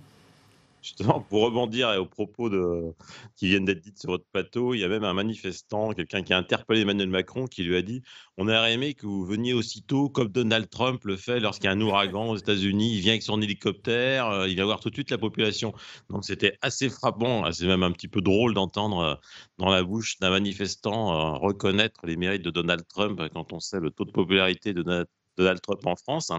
Donc, passé cette petite anecdote, effectivement, Emmanuel Macron, bon, il a été accueilli par une petite centaine de manifestants. Donc, à l'échelle d'une ville de 110 000 habitants, d'une agglo de 500 000, on va dire que c'est très peu. Et ensuite, pour bain de foule, c'était un bain de foule en fait mesuré, puisque un mercredi soir à Rouen à 19h, à une semaine de la Toussaint, c'est une ville qui est quand même très tranquille. Hein. Les gens étaient, s'il avait voulu faire un vrai bain de foule, il aurait dû se déplacer à peu près à 2 km du centre-ville et aller sur le site de la foire Saint-Romain, qui est l'équivalent de la foire du Trône à Rouen, là où il y avait des centaines de milliers de personnes. Là, il aurait pu faire un vrai bain de foule, mais je pense qu'il aurait rencontré des gens qui auraient été plus intéressés par faire des tours de manège que d'échanger avec lui. Donc, globalement, ça s'est plutôt bien passé. Et puis, il a surtout, ce qu'il faut retenir de sa visite, c'est les mots forts qu'il a eus à l'encontre des services de l'État. Il a parlé de services de l'État qui ont fait preuve d'un sang-froid et d'un courage exemplaire. Donc, pour le préfet Durand, qui passe régulièrement sur vos antennes, que ce soit devant la commission d'enquête du Sénat ou devant la mission d'information du Parlement, un préfet qui a été mis sur le grill, qui a été critiqué pour sa gestion de la crise. Ce sont des mots très réconfortants et ce sont des mots très très forts que prononçait Emmanuel Macron. Alors, je vous en parlais, hein, il a dit pas de défaillance des services de l'État. Comment ça a été perçu, ça, sur place par la population, qu'on sait très critique hein, sur la manière dont l'État a géré cette crise? Donc, il a rappelé justement que déjà, il a compris le choc que la population avait ressenti. Il a bien dit que l'État n'avait jamais abandonné la population rouennaise. Et il a rappelé justement qu'il était à la manœuvre et qu'il a demandé à son gouvernement de se déployer sur place dans les heures, les jours qui ont suivi la crise. Effectivement, il a rappelé le nombre incalculable de visites ministérielles, la visite de Christophe Castaner, d'Agnès Buzyn, Elisabeth Borne, qui est venue à multiples reprises, Édouard Philippe, le Premier ministre, qui est venu 2 fois au cours de ces 30 derniers jours. Donc, il a voulu montrer que l'État n'a pas tourné le dos à Rouen pendant cette crise, on va dire, catastrophe industrielle, même s'il n'y a pas eu, comme il l'a rappelé, de victimes, ni de morts, ni de blessés. Donc, il a tenu à rappeler quand même que l'État avait été omniprésent dans cette crise et que ce n'est pas le rôle d'un président de la République d'être partout, tout le temps et surtout en direct. Il a dit s'il y avait eu des victimes, effectivement, il serait sûrement déplacé, comme c'est souvent le cas lorsqu'un drame en forme se produit avec des morts. Et là, il serait venu. Et étant donné que la gestion de crise était pour lui parfaite de la part des services de l'État, il n'y avait pas d'obligation au président de la République de se déplacer comme ça, comme vous l'avez dit tout à l'heure, et d'un coup de baguette magique, de faire disparaître le nuage, d'éteindre les dernières flammes, d'évacuer les flux qui sont contenus sur le site de Céveso de Lubrizol. Un mot, Thierry Rabier, puisqu'Emmanuel Macron aussi parlait de la suite, hein, de l'avenir, d'abord de la question des indemnisations à partir du 18 novembre, a-t-il dit, et puis il a parlé de la suite et des conséquences sur Rouen en termes d'attractivité, du fait qu'il fallait redonner de l'attractivité. Est-ce que vous, ces conséquences, vous les ressentez sur place? Est-ce que vraiment il y a eu un problème avec l'attractivité de Rouen depuis cette crise? S'il y a un problème d'attractivité au niveau de l'immobilier, notamment de l'immobilier d'entreprise, c'est beaucoup plus compliqué aujourd'hui de défendre des programmes immobiliers. C'est beaucoup plus difficile aujourd'hui. C'était déjà compliqué à la base de faire venir notamment des cadres supérieurs dans des entreprises dans l'agglomération de Rouen. Lorsqu'ils avaient le choix entre Rouen et une ville du sud de la France, la ville du sud de la France remportait généralement une large majorité les faveurs du candidat. Donc aujourd'hui, effectivement, on est face à un problème d'attractivité. On venait de sortir d'une séquence formidable en Normandie entre le 75e anniversaire du débarquement et la fameuse Armada de Rouen qui a rassemblé des millions de personnes au mois de juin dernier sur les quais de Rouen. Donc Rouen avait quelque part retrouvé une place importante sur la carte touristique de France. Et là, avec cette affaire Lubrizol, effectivement, Rouen est un petit peu gommé, Rouen est un petit peu noirci. Donc il a promis des choses, il a parlé même il a promis un événement international à Rouen pour redonner de la couleur et toute sa gloire à Rouen. Je ne vois pas comment en quelques mois on peut organiser un événement international en 2020 à Rouen. Alors peut-être que le président a voulu rappeler notamment aux autorités locales que le grand festival Normandie impressionniste qui aura lieu à partir d'avril prochain à Rouen sera peut-être soutenu encore plus fortement par l'État à travers des campagnes de communication avec un budget communication important.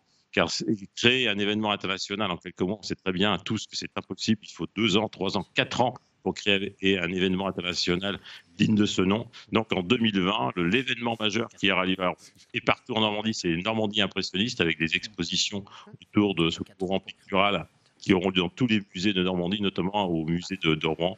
Donc je pense qu'Emmanuel Macron a voulu rappeler à Yvon Robert, le maire de Rouen, que l'État sera présent aux côtés des organisateurs pour que ce festival ait une notoriété très importante. Merci beaucoup Thierry Rabier. On va voir la une de Paris-Normandie avec cette phrase du président de la République. Je sais le choc que vous avez ressenti. C'est ce que vous avez choisi de mettre en une. Merci Thierry Rabier d'avoir été en direct avec nous. Vous en parliez un petit peu Jérôme Cordelier, mais Pierre Dumazeau, est-ce que c'est bien qu'Emmanuel Macron se soit rendu sur place hier soir et à ce moment-là?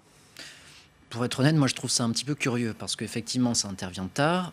Quand il dit que l'exécutif et le gouvernement n'a pas abandonné Rouen, certes il y a eu beaucoup de visites ministérielles, mais les premières sont intervenues tard également. Je crois que la première c'était 3 jours, 72 heures après. Donc pour les habitants sur place, il y avait une impression, j'ai dire un anglicisme, une sorte de blackout autour de ça. Donc la visite d'hier d'Emmanuel Macron, je la trouve assez curieuse, comme si on lui avait dit tiens, il faut que tu ailles à Rouen. Il n'a pas été extrêmement bien accueilli. Il a été. Mais justement, on va le voir. Regardez, voilà, on va écouter les habitants qui étaient un des habitants qui était devant la mairie de Rouen pendant la visite d'Emmanuel Macron. Il était au micro de Samia Dechir et Audrey Vuettaz. Je pense qu'il aurait pu venir avant. Et puis je suis là en signe de protestation pour qu'il voit que les habitants de Rouen sont pas contents de la gestion de la crise, en fait. Parce que le jour de l'incendie, chacun a été à la pêche aux infos. Il n'y avait pas de consigne claire de la préfecture. On ne savait pas si on était confiné, on ne savait pas s'il fallait aller travailler, etc. On ne savait rien. Ça n'a pas forcément solutionné le problème, Jérôme Cordelier. Non, moi je ne suis pas d'accord. Je pense que c'était normal que Emmanuel Macron y aille. Il y a un moment, il faut y aller aussi. Bon, ce qui est un peu étonnant, c'est le décalage que je disais tout à l'heure. C'est toujours qu'il soit accueilli comme un sauveur putatif, enfin qu'on soit encore au père de la nation, si vous voulez. Donc c'est ça qui est un peu étonnant dans notre société actuelle. Mais c'était bien qu'il y aille, ne serait-ce que pour aussi un peu déminer tous les fake news un peu complotistes qui circulent dans ce genre de catastrophe. Allez, on va passer à un autre sujet, messieurs. On va parler de la polémique autour de la carte judiciaire et de cette audition de Nicole Belloubet.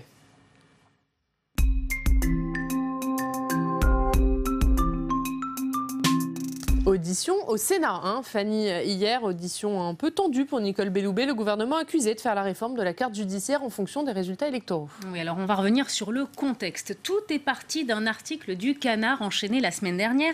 Article qui révélait un échange entre le cabinet de la garde des Sceaux et le cabinet de Matignon. Un échange qui pose question. En effet, il y a dans ce mail un tableau avec des données sur les tribunaux concernés par la réforme de la carte judiciaire, mais aussi, et c'est ce qui étonne, les résultats électoraux des candidats de La République En Marche dans les communes concernées. Alors ce possible croisement de données pourrait laisser penser que les suppressions de postes de juges d'instruction pourraient être liées à des considérations électorales. Par exemple, différer les mauvaises nouvelles, les annonces de suppression de postes dans les villes qui seraient des cibles électorales pour La République En Marche.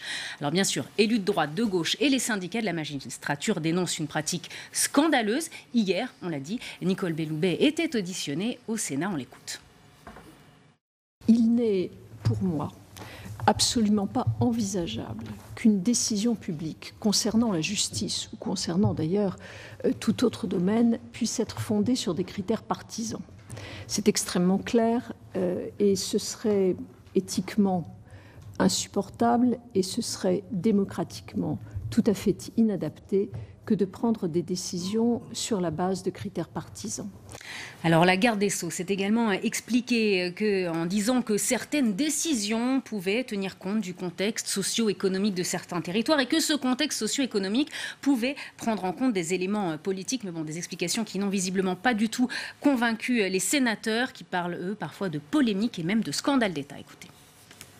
Polémique, peut-être même une forme de scandale d'État. Et manifestement, il y a eu, sinon un dysfonctionnement, en tout cas manifestement un abus de pouvoir qui peut peser sur l'organisation de la justice en France. Elle débite de manière impassible un discours qui n'a rien à voir avec les questions qu'on lui pose. Donc je trouve que c'est pas bon, et même plus que pas bon, que c'est assez scandaleux. Alors, au cours de son audition hier, la ministre a cependant reconnu que cet échange entre son cabinet et le cabinet du Premier ministre était une maladresse et qu'il était tout à fait inapproprié. Merci Fanny pour ce résumé de cette audition. Est-ce que Nicole Belloubet a réussi son audition? Est-ce que sa ligne de défense est la bonne? Non, elle n'a pas réussi son audition. C'était quand même hier extrêmement laborieux. Bon, après, elle a dit que ça n'avait que c'était une maladresse, que effectivement, ce serait scandaleux de le faire. Donc, on va croire la parole de l'État. Mais en attendant, il y a une note qui existe.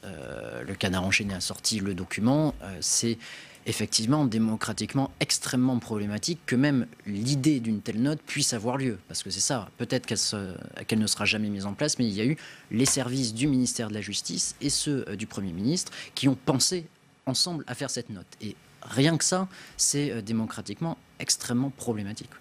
Jérôme Cordelier, est-ce que ça peut devenir une affaire politique? Est-ce que ça peut aller plus loin ou est-ce que Nicole Belloubet a réussi à éteindre l'incendie?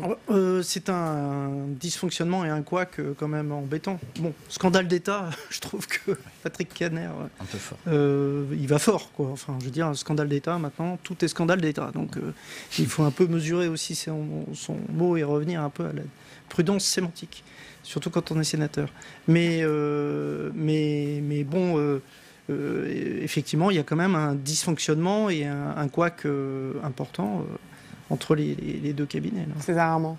Il paraît que le président Macron envoie des soleils ou des nuages à ses ministres quand il est content ou il n'est pas content. Et c'est des férus de télégramme, une messagerie sécurisée. Et je ne comprends pas pourquoi ces conseillers, d'un côté chez Belloubet et de l'autre chez le Premier ministre, n'ont pas usé de cette messagerie pour communiquer plutôt que de s'envoyer des mails. Et envoyer un petit nuage. L'opposition. Est-ce que Nicole Belloubet va ressortir fragilisée de cette affaire? Est-ce que ça ne met pas aussi sur la table, notamment de la part d'opposition, la critique de la justice qui n'est pas indépendante, d'une justice politique? Ça jette en tout cas le poison du doute. Et c'est le pire.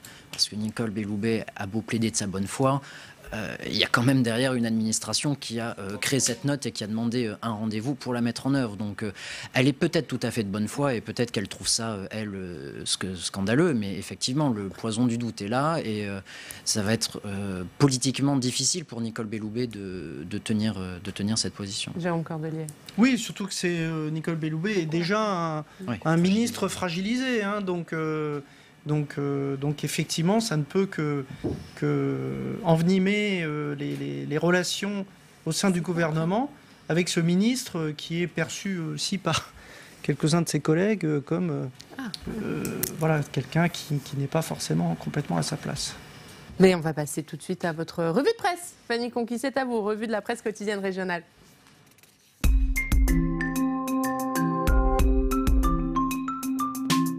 Et on commence avec Midi Libre. Oui, à la une, ça déraille, cette photo, ce qui illustre donc ces problèmes de circulation dans le sud pour la SNCF. Évidemment, ce sont les intempéries du mois d'octobre qui ont eu des conséquences vraiment importantes. Les travaux vont être plus longs que prévu. On se souvient de ces images de trous formés par ces intempéries de 5 à 10 mètres le long des voies de chemin de fer. Eh bien, les travaux vont être plus longs que prévu, notamment donc sur la ligne Montpellier-Perpignan. Des travaux qui seront finis le 2 décembre prochain. Il faudra donc être patient.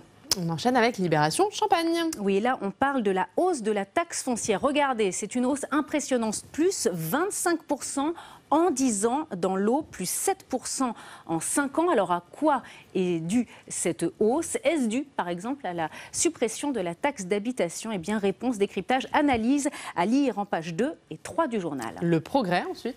Oui, alors là, on voit cette photo de ces arbres, de ces sapins dans la brume. Eh bien, cette photo illustre cette première dans le Rhône, 7000 arbres pour compenser notre CO2. Regardez, l'Office national des forêts lance un projet de compensation carbone d'ampleur dans le Beaujolais. 7000 arbres vont être plantés. On le sait, les arbres peuvent être une des solutions pour lutter contre le réchauffement climatique. Et on termine, Fanny, avec Vosges Matin. Oui, alors Oriane, je sais que vous avez déjà prévu votre déguisement, que vous n'avez qu'une hâte de l'enfiler après cette matinale.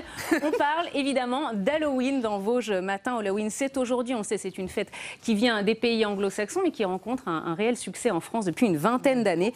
Eh bien, on vous donne tous les conseils dans Vosges Matin pour réussir votre fête d'Halloween, costumes, événements. Tout est à lire dans le journal. Vous avez choisi le vôtre, Fanny? Ah oui. Mais c'est secret, je vous laisse tout est prêt. La surprise pour tout à l'heure. Vous nous direz ça la semaine prochaine. Messieurs, on va passer à vos unes. On commence avec vous, César, la une de la Tribune, streaming, bientôt l'overdose. Et oui, c'est un sujet qui monte en puissance. C'est aussi le streaming audio bientôt et qui s'invite aussi dans la campagne des municipales avec des candidats qui lancent des podcasts pour communiquer directement. Donc on essaye de démêler le vrai du faux sur tous ces sujets.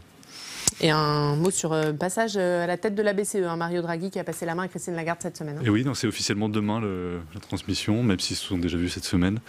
Et oui, donc on essaye de faire un peu le bilan de Mario Draghi à la tête de la BCE. Jérôme Cordelier, vous allez nous faire passer le week-end de la Toussaint avec les espions français, la vraie vie des espions français à la une du Point. Oui, c'est un livre de notre confrère, vous savez, c'est le meilleur, donc je le dis, Jean Guinel, qui est spécialiste de la défense et du renseignement militaire. C'est un livre absolument passionnant, qui se lit comme un polar.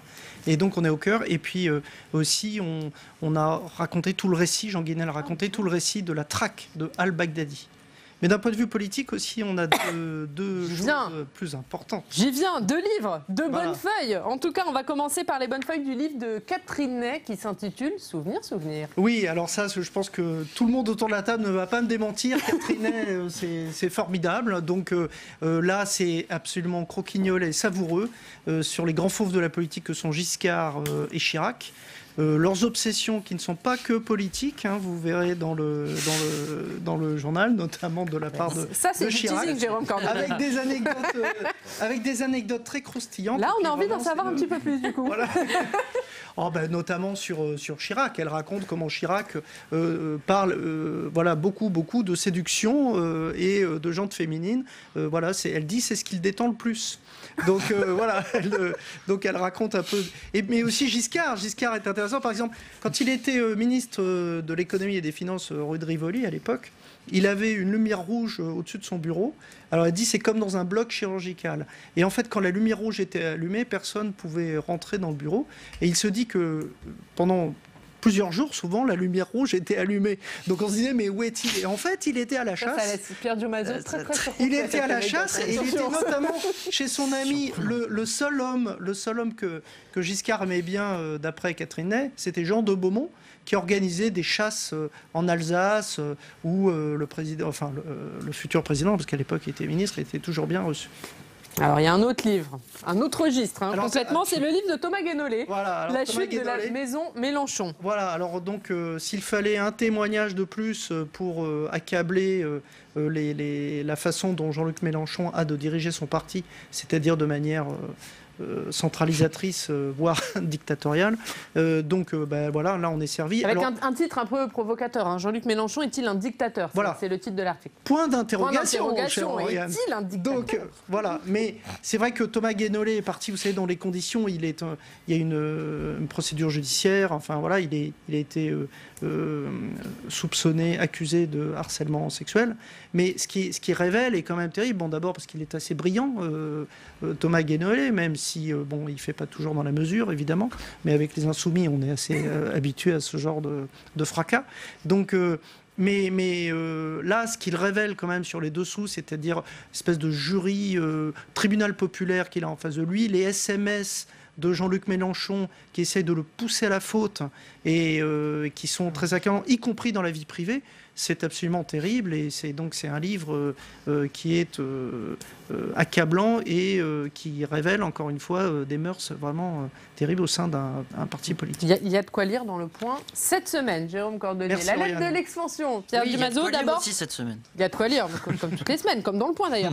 La lettre de l'expansion, votre édito d'abord, c'est contestation. C'est contestation parce que, pour plusieurs raisons. La première, c'est que le chef de l'État revient d'une tournée quand même extrêmement compliquée dans nos territoires d'outre-mer, où c'était difficile de se faire entendre, parce que le contexte social est explosif, parce que la SNCF prépare une énorme grève et on a l'impression qu'avant le 5 décembre, ce sera un petit peu grève tous les jours.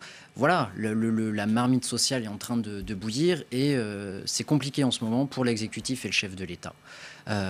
D'où le mot contestation. On va parler d'un autre article qui va faire plaisir au Sénat, ça on n'en doute pas, c'est le succès des questions d'actualité au Sénat depuis le nouveau calendrier. Exactement, et en parallèle le naufrage des QAG, des questions au gouvernement de l'Assemblée nationale. Ça va moins faire plaisir à l'Assemblée.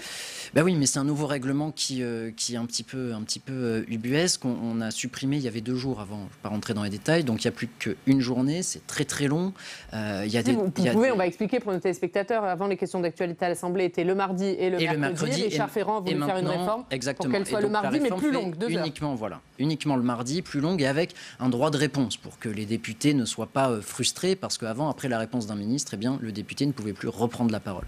Donc tout ça fait que le Sénat revient sur le devant de la scène, et de plus en plus de journalistes maintenant vont dans les couloirs du Sénat le mercredi pour suivre les questions d'actualité et les dossiers aussi qu'il y a traités et donc, au tout Sénat. ça a profité au Sénat. Et je le dis que les questions d'actualité au Sénat, elles sont à suivre en direct, en exclusivité, tous les mercredis à 15h sur notre antenne. Voilà, on se fait un peu de pub. On va continuer à se faire un peu de pub puisqu'on va reparler d'un reportage qui est diffusé ce soir sur Public Sénat à 18h30.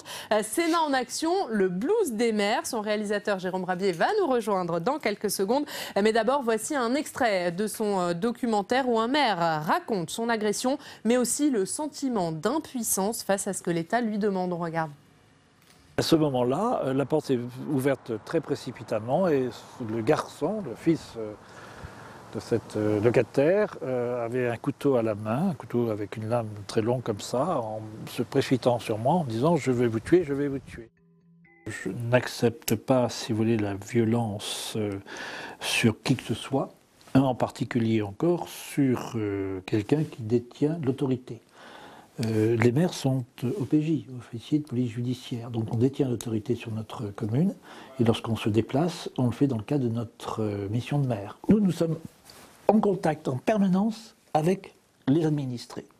Et donc, le choc, si vous voulez, maire-administré, quand l'administré n'est pas d'accord et n'est pas content, nous n'avons aucune possibilité de le faire plier. Et ce n'est pas nous qui avons décidé, c'est les services de l'État. Et on nous demande de faire appliquer quelque chose sans nous donner les moyens. Donc c'est là où il y a le problème. Bonjour Jérôme Rabier, vous nous avez rejoint. Vous êtes le réalisateur de ce documentaire. Vous avez donc suivi le quotidien des maires confrontés à des difficultés. On en a beaucoup parlé dans cette émission. Ça va de l'insécurité au manque de moyens. Et tout ça, eh bien, c'est un élément de la crise des vocations, et ce à 5 mois des municipales. Ben oui, Oriane, clairement, on évoque 50% de maires qui pourraient ne pas se représenter l'an prochain, dans 5 mois. Jean-Pierre Muselier, que vous avez vu dans cet extrait, lui, c'est déjà son 3e mandat. Et clairement, il a l'impression d'être un peu tout seul dans sa commune de 500 habitants, à devoir tout gérer. Il n'y a pas de police municipale, il n'y a pas d'école. En clair, l'autorité, c'est lui et c'est lui tout seul. Et le 9 août dernier, il a été agressé et il m'a raconté son sentiment d'impuissance. En revanche, comme il est très attaché à sa commune, il va tenter de repartir pour un 4e mandat, si les électeurs lui font confiance. Et il repart notamment parce qu'il a été un peu rassuré après sa rencontre avec Sébastien Lecornu, le ministre, qui avait reçu tous les élus agressés cet été. Et des maires comme lui, j'en ai suivi quelques-uns pour ce reportage. Et on retrouve très souvent ce sentiment de ne pas être reconnu, voire pas soutenu par l'État. Et c'est le cas aussi du maire de Castanet-Tolosan, dans la banlieue toulousaine. J'étais là quand Arnaud Lafont il a reçu sa fiche de paye, sa fiche d'indemnité de maire. On va regarder. Ah c'est le hasard, tiens, ça c'est ma feuille d'indemnité. Ça vous intéresse? Hop. Voilà. Alors, comme j'aime bien la publier de toute façon sur Facebook, comme je publie mon avis de revenu,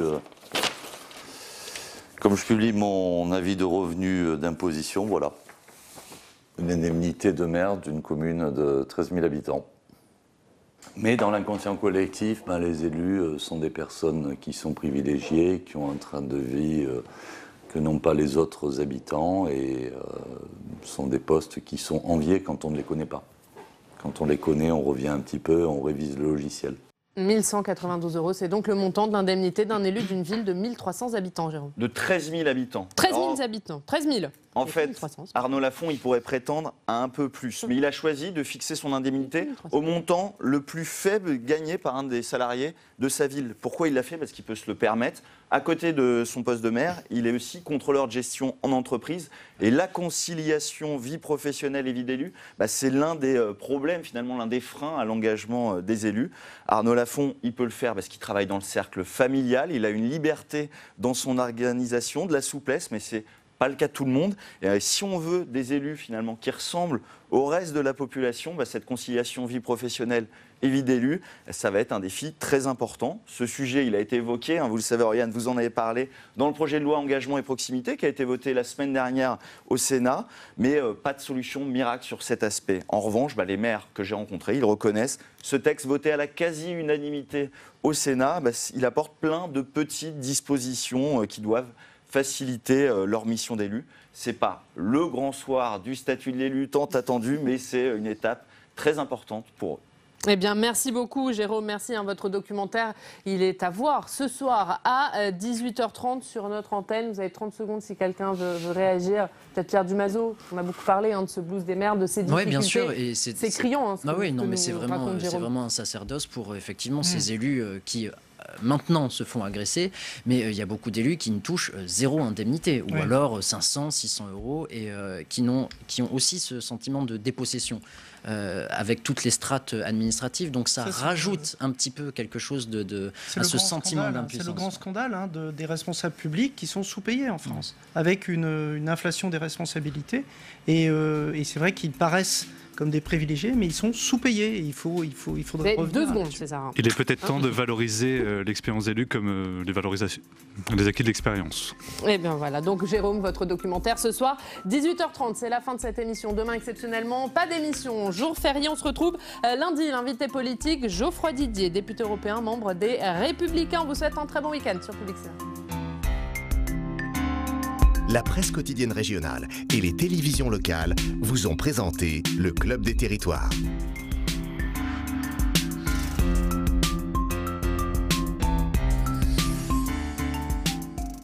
La Mutuelle nationale territoriale, la mutuelle des agents des services publics locaux, vous a présenté le Club des Territoires. Engie, acteur engagé dans la transition zéro carbone des régions, vous a présenté le Club des Territoires.